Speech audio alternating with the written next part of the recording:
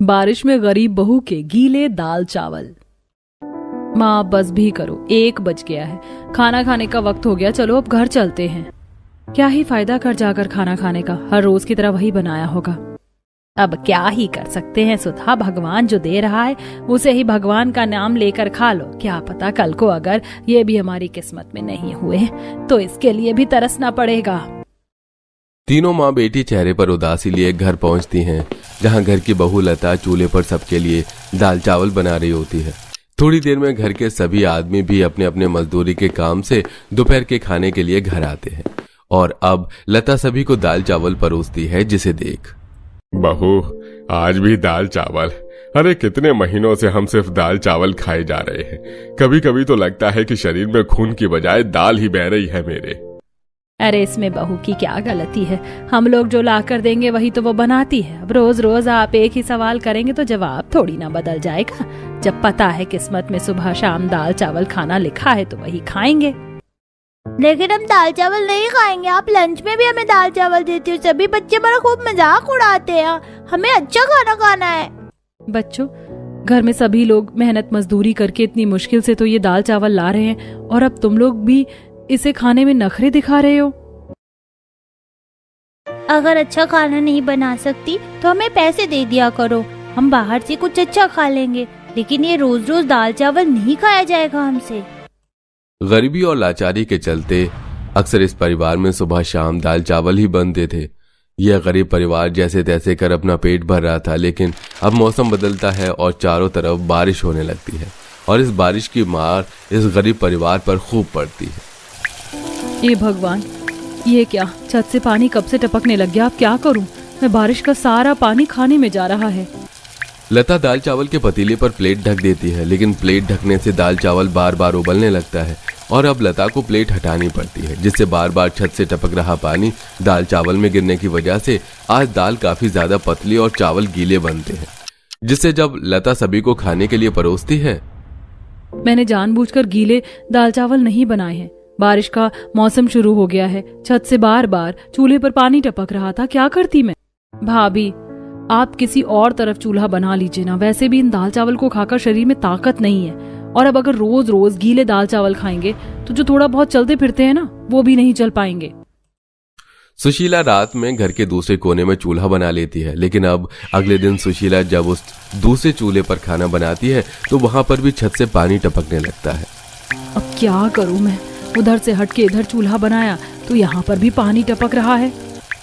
छत से टपक रहे बार बार पानी की वजह से आज भी पूरा परिवार गीले दाल चावल ही खाता है। मैं पन्नी ले आया, केतन से कहकर छत पर अच्छे से इसे बिछा दूंगा और फिर तो छत से पानी नहीं टपकेगा और न ही हमें रोज रोज गीले दाल चावल खाने पड़ेंगे। मैं भी काफी कोशिश कर रही हूँ कि कोई अच्छा काम मिल जाए, वरना रोज के 40-50 रुपए की मजदूरी से तो घर नहीं चल सकता। कभी कभी तो लगता है कि ऐसी जिंदगी जीने से अच्छा है कि हम लोग मर ही जाएं। रोज रोज तड़प तड़प के मरते हैं, इससे अच्छा तो एक बार की मौत है। केतन छत पर अच्छे से पन्नी बिछाकर उसे बांध देता है।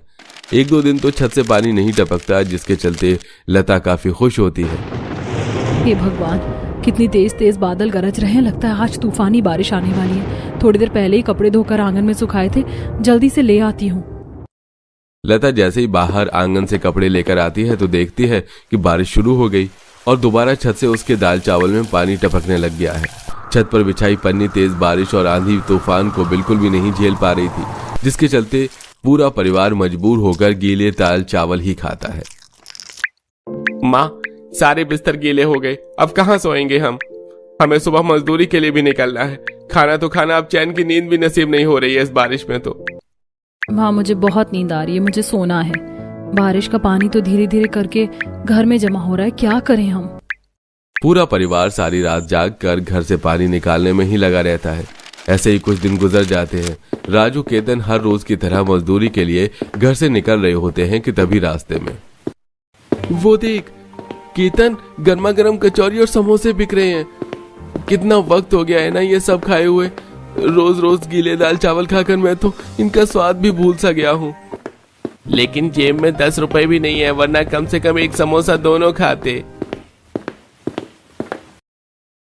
तुम लोग खेलो, हम थोड़ी देर में आ रहे हैं। बीच खेल में कहाँ जा रहे हो तुम लोग? बारिश का मौसम है ना, तो हर बारिश के मौसम में माँ हमारे लिए कुछ चटपटा बनाती है। कल उन्होंने चीले बनाए थे, आज वो हमारे लिए ब्रेड पकौड़ा बना रही। हम खा कर आते हैं, तुम लोग खेलो। अपनी उम्र के सभी बच्चों के इस बारिश के मौसम में कभी पकौड़े, कभी कचौरी तो कभी समोसे, चीले खाता देख माही और विनय भी अपनी माँ से ये सब खाने की जिद करने लगते हैं। हम रोज रोज गीले दाल चावल नहीं खाएंगे, अब हमें भी इस बारिश के मौसम में कुछ अच्छा खाना। आप हमारे लिए कचौरी बनाओ। बच्चों, समझने की कोशिश करो, सब कुछ तुम्हारे सामने ही तो है। ये गीले दाल चावल भी बड़ी मुश्किल से नसीब हो रहे हैं हमें। और वैसे भी जब से ये बारिश शुरू हुई है तब से मजदूरी का काम में मंदा पड़ गया है सबका। आप लोग नाटक करते हो, खुद अच्छा खाते होंगे और हमें नहीं खिलाते। अरे जब कुछ अच्छा खिलाना ही नहीं था तो पैदा ही क्यों किया? विनय की बात सुन लता उसे थप्पड़ मार देती है। लता विनय से गुस्सा तो थी, लेकिन वो जानती थी कि यह भूख के कहे हुए शब्द हैं। ऐसे कुछ समय गुजर जाता है। आज भी इस बारिश के मौसम में पूरा परिवार मन मारते हुए गीले दाल चावल खा रहा होता है कि तभी उन्हें काफी अच्छे खाने की खुशबू आने लगती है। ये खाने की खुशबू तो कहीं आसपास से ही आ रही है। कितनी बढ़िया खुशबू है ना। अरे वो पड़ोस वाली सुनीता है ना, उसके घर पर दावत है, वहीं से आ रही है खुशबू। पता नहीं हमारे नसीब में कब खुशबू भरा स्वादिष्ट खाना लिखा है। मनोरमा इतना बोली रही होती है कि तभी सुनीता उनके घर आती है। लता, आज मेरे घर पर दावत है और पूरी बनाने के लिए कुछ लोग कम पड़ रहे हैं, क्या तुम पूरी बनाने में मदद कर दोगी? लता सुनीता के घर आती है और दावत में आए लोगों के लिए पूरी बनाने लगती है कि तभी लता चुपके से 4-5 पूरी चुराकर अपने परिवार के लिए रख लेती है, जिससे सुनीता देख लेती है। मैंने तो सोचा था दावत के बाद जो खाना बचेगा तेरे परिवार के लिए भिजवा दूंगी, लेकिन तू तो मेरे ही घर में चोरी करने लगी। चल भाग यहाँ से, चोर कहीं की। सुनीता लता की काफी बेइज्जती करती है। घर के हालातों को देखते हुए लता अब सबके साथ मजदूरी का काम शुरू कर देती है। लता अपनी सास और नंद के साथ मजदूरी कर रही होती है कि तभी उस कंस्ट्रक्शन साइट के मालकिन वहां आते हैं। तो कैसा लगा तुम्हें हमारा ये नेक्स्ट प्रोजेक्ट? कितना हमने इस पर इन्वेस्ट किया है, उससे डबल रिटर्न हमें इसका मिलेगा। मुझे तो ये साइट काफी ज्यादा पसंद है। यहाँ से आसपास का व्यू काफी अच्छा है। चलो ना हम ऊपर चलकर अपार्टमेंट देखते हैं। राधा विजय के साथ अपार्टमेंट देखने के लिए ऊपर जा रही होती है कि तभी एक दीवार लगकर राधा की ड्रेस साइड से फट जाती है। ओह गॉड, मेरी ड्रेस तो फट गई है। अब मैं क्या करूं? मुझे तो अभी अर्जेंट एक पार्टी में जाना है। मालकिन, आप फिक्र मत करिए, मेरा घर यहीं पास में है। आप चाहें तो मेरे साथ चल सकती हैं, मैं आपकी ड्रेस को ठीक कर दूंगी। लता राधा को अपने घर ले जाती है और उसे पहनने के लिए अपना एक सूट देती है। वहीं दूसरी तरफ लता सुई धागे की मदद से उस ड्रेस को अच्छे से सिल कर पहले जैसा कर देती है, जिसे देख राधा, ऐसा लग ही नहीं रहा कि ड्रेस पहले कभी फटी भी थी। तुमने तो सिलाई मशीन से भी अच्छी सिलाई की है। मैडम, वो मैंने इससे पहले सिलाई का कोर्स किया था ना, इसीलिए। मेरा एक बुटीक है, मुझे वहाँ पर कुछ दर्जियों की जरूरत है। अगर तुम चाहो तो वहाँ आकर काम कर सकती हो। हर एक पीस का तुम्हें काफी अच्छा अमाउंट मिलेगा। हाँ मैडम, क्यों नहीं, जरूर, मैं जरूर काम करना चाहूंगी। अब लता राधा के बुटीक में रहती है और दिन रात काफी मेहनत करती है। कुछ दिनों में लता काफी अच्छे पैसे कमा लेती है और आज उन पैसों से लता सबसे पहले अपने घर की छत ठीक करवा कर चूल्हे पर ही घर में सबकी पसंद का खाना बनाती है। इतने समय के बाद अपना मनपसंद खाना खाते हुए सबकी आंखों में खुशी के आंसू होते हैं। मुझे लगा था कि जिंदगी में कभी ये सब खाना नहीं खा पाऊंगा। रोज रोज बारिश के मौसम में गीले चावल खाकर मुंह का स्वाद ही खत्म सा हो गया था।